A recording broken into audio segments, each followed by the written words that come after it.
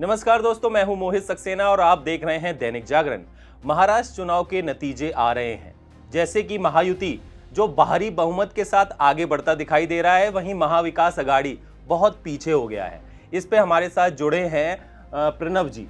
बहुत बहुत स्वागत है दैनिक जागरण में आपका। वरिष्ठ पत्रकार हैं आप और हम इस पे पूछेंगे कि किस तरह से ये एक तरफा मुकाबला होता दिखा आपको। देखिए, पहले जो कयास लग रहे थे जी चाहे वो पत्रकारों के अपने कयास थे, जी नेताओं के अपनी जो आकलन है वो कर रहे बिल्कुल। थे और एग्जिट पोल में भी कोशिश की। हालांकि एग्जिट पोल का वो प्रासंगिकता बची नहीं। हमने जिस तरह से बिल्कुल देखा कि बिल्कुल सर। पिछले कुछ चुनावों में एग्जिट पोल के नतीजे बिल्कुल ज़मीनी हकीकत से कोसों दूर थे। जी, लोकसभा में ही देख लिए आप। जी बिल्कुल। जी तो इसके बाद ज़्यादा कोई किसी विश्वसनीय तरीके से जी किसी एक दावे को लेकर किसी के पास कोई आधार था नहीं। जी अगर कोई आधार था तो 2014 के जो लोकसभा चुनाव के जो नतीजे थे, जी ये एक आधार था जिसके मुताबिक थोड़ा बहुत लोग अपना कुछ नंबर्स जो है उसका एक वो कर रहे थे। लेकिन आप एक चीज़ देखिए कि लोकसभा चुनाव में जो नतीजे आए जी और सिर्फ 4 महीने के भीतर जी ये जो नतीजा आया, जी ये अपने आप में ऐतिहासिक है बहुत ज्यादा। और बहुत सारे राजनीतिक विश्लेषकों को, राजनीतिक विज्ञान के छात्रों के लिए जी ये अपने आप में एक अनूठा, एक ये कह सकते हैं कि एक ऐसा एक नतीजा है जिससे बहुत कुछ सीखने को और उसके कई मायने निकालने की। महाराष्ट्र की राजनीति में एक टर्निंग पॉइंट साबित हो रहा है, क्योंकि इतनी बड़ी जीत का मार्जिन मतलब अभी तक देखा नहीं गया।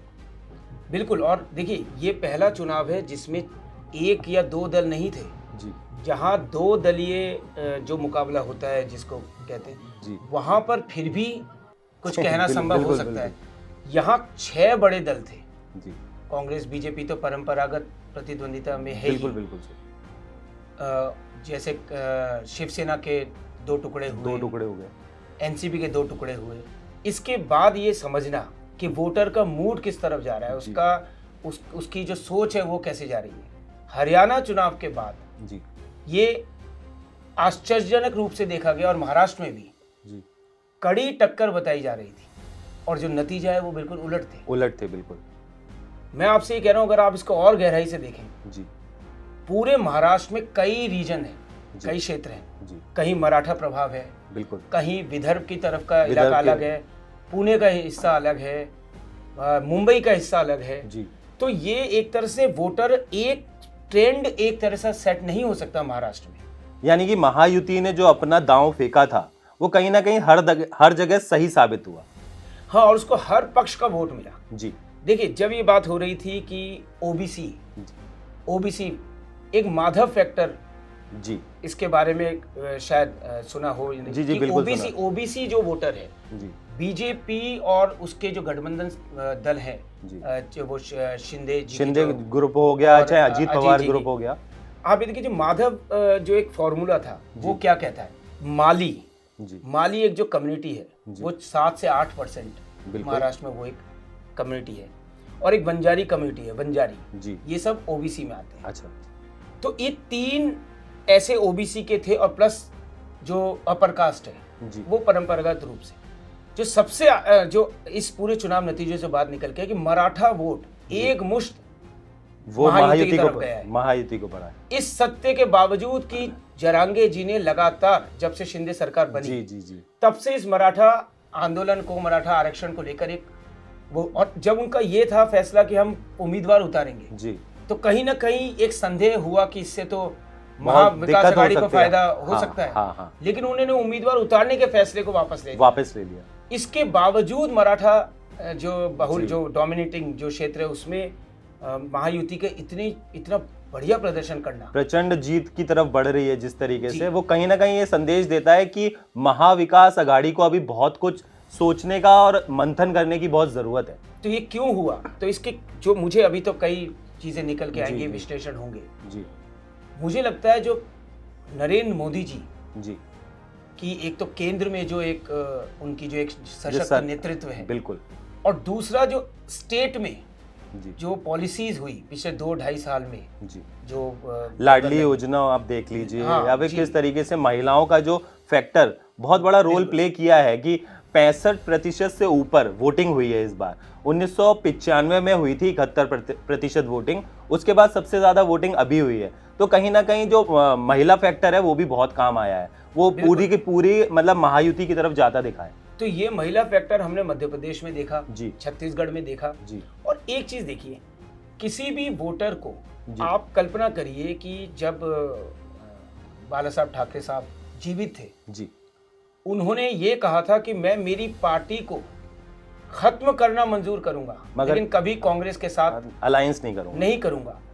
दूसरी बात, नमाज पढ़ने की बात करना, जी वक्फ बिल जी जो कि अभी जेपीसी में बिल्कुल, जिस बिल्कुल। पर वक्फ बिल को लेकर उसके खिलाफ बयान देना, जी आप कल्पना करिए कि एक पार्टी जी जो हिंदुत्व के मुद्दे पर इतने बाला साहब कट्टरता के साथ आगे बढ़ती थी, वो कहीं ना कहीं अब कांग्रेस के साथ और अलायंस करती हुई दिखाई दी है तो शरद ये पवार। इससे वोटर्स के बीच में एक स्पष्ट संदेश हुआ। जी और इस नतीजे ने ये साबित कर दिया कि जो चुनाव आयोग ने जी जो टेक्निकल ग्राउंड पे जो शिवसेना को प्रतिनिधित्व दिया था जी, शिंदे शिंदे जी जी को, को। अब ये पता चल गया कि असल शिवसेना जनता ने जी, भी जी। ये मुहर लगा दी कि जी। असल शिवसेना शिंदे जी की शिवसेना। और एनसीपी के भी बारे में अगर हम देखें तो शरद पवार यानी कि जो चाचा हैं उन पे भतीजे हावी होते दिखाई दिए हैं। हाँ, ये देखिए, लोकसभा चुनाव जी। से बिल्कुल उलट जी 5 सीटों पे अजीत पवार जी की पार्टी लड़ी थी, एक जी। सीट आई थी, जी बहुत आलोचना हुई थी। बिल्कुल इस बार अगर आप देखें, जी। उनका स्ट्राइक रेट भी बहुत सुधरा है। 60% से ज्यादा है। जी तो अब इसमें भी कोई संदेह नहीं होना चाहिए कि एनसीपी, जी। दरअसल जो चुनाव आयोग का फैसला था उस पर अब जनता ने मोहर लगा ली एनसीपी पर। अब ये साफ दिखता है कि अब एक जो कहते हैं ना जी। पीढ़ी का परिवर्तन, जी तो वो एक तरह से अब पुत्री मोह कह लीजिए या जी जी वो जो राजनीति चल रही थी कि अब एक उद्धव ठाकरे को भी देखा गया कि आदित्य ठाकरे को आगे किया गया, उधर शरद पवार ने भी अपनी बेटी को आगे किया।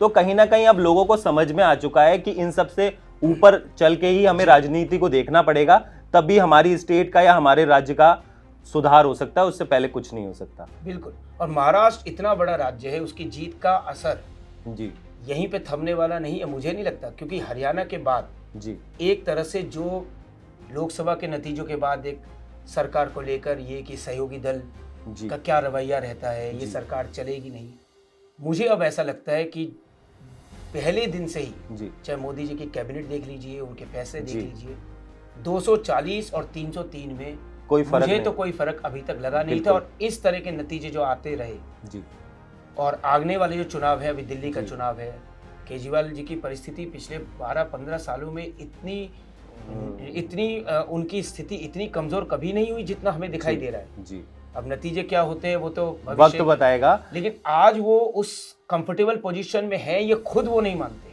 जी क्योंकि बहुत इस दौरान बहुत पानी बह चुका है। जी फिर बिहार चुनाव, जी और इसके बाद आने वाला चुनाव जो है वो यूपी। महाराष्ट्र और यूपी के बीच में एक जो सबसे बड़ा चुनाव आएगा वो है पश्चिम बंगाल का पश्चिम बंगाल का चुनाव। चुनाव। ये आरजीकर की जो घटना हुई है, जी लोगों ने आरोप लगाया कि संदेश खाली में महिलाओं के साथ दुर्व्यवहार हुआ, जी जी पोलराइज करने की कोशिश है, जी जी तो विपक्ष का काम ही यही है। बिल्कुल। लेकिन जो आरजीकर में हुआ वो विपक्ष का काम नहीं था, नहीं था, वो पब्लिक मूवमेंट था, वो आम जनता का जो रोष था वो दिखाई दे रहा वो आम जनता थी।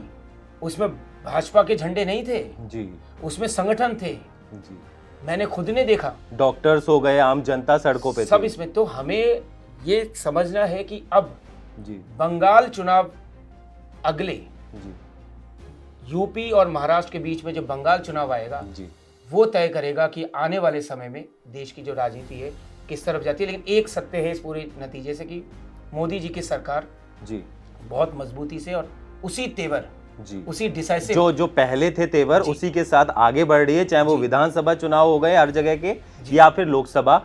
ये बहुत अच्छा टॉपिक था कि जिसमें कि हमने बताया कि महायुति गठबंधन आगे बढ़ रहा है। मैं आपसे ये और पूछना चाहूंगा कि अगर महायुति गठबंधन 220 के पार तो जा ही रहा है, तो इसमें आप मुख्यमंत्री चेहरा किसको देख रहे हैं कि मतलब कौन बन सकता है? देखिए, मुझे ये लगता है कि जी। मुख्यमंत्री चेहरे के बारे में किसी भी तरह का पूर्वानुमान लगाना जी वो थोड़ा मुश्किल है, क्योंकि जो एक तो भाजपा जो है उसके जो निर्णय होते हैं वो सामूहिक होते हैं, जी पार्लियामेंट्री बोर्ड में इसके फैसले लिए बिल्कुल अलग से अनएक्सपेक्टेड होते हैं बिल्कुल। अनएक्सपेक्टेड हो या एक्सपेक्टेड हो जी। लेकिन वो सामूहिक होता है। जी उसमें पार्लियामेंट्री बोर्ड के सदस्य होंगे, उसमें प्रधानमंत्री जी भी बैठते हैं, राष्ट्रीय अध्यक्ष जी भी होते हैं बिल्कुल। और जो पार्लियामेंट्री बोर्ड के सदस्य होते हैं। लेकिन ये है कि इस चुनाव में दो और महत्वपूर्ण बहुत बड़े साझेदार और भी हैं। जी तो किस तरह से इनके बीच में बातचीत होती है, जी लेकिन स्वाभाविक तौर पर जी अगर कोई पार्टी जी 149 सीट 149 पर लड़ती है और करीब करीब 130 सीटें जीतती है, जी 90% के आसपास का स्ट्राइक, बिल्कुल बिल्कुल। तो कहीं ना कहीं उसी का स्वाभाविक कैंडिडेट, दावेदारी हाँ बनती है। स्वाभाविक दावेदारी भाजपा उन्हीं की की बनती है। तो ये तो था आज का महाराष्ट्र का टॉपिक, जिसमें बता रहे हैं कि हम महायुति को किस तरह से पूर्ण बहुमत मिल रहा है। इसी तरीके की खबरों को और देखने के लिए देखते रहिए दैनिक जागरण।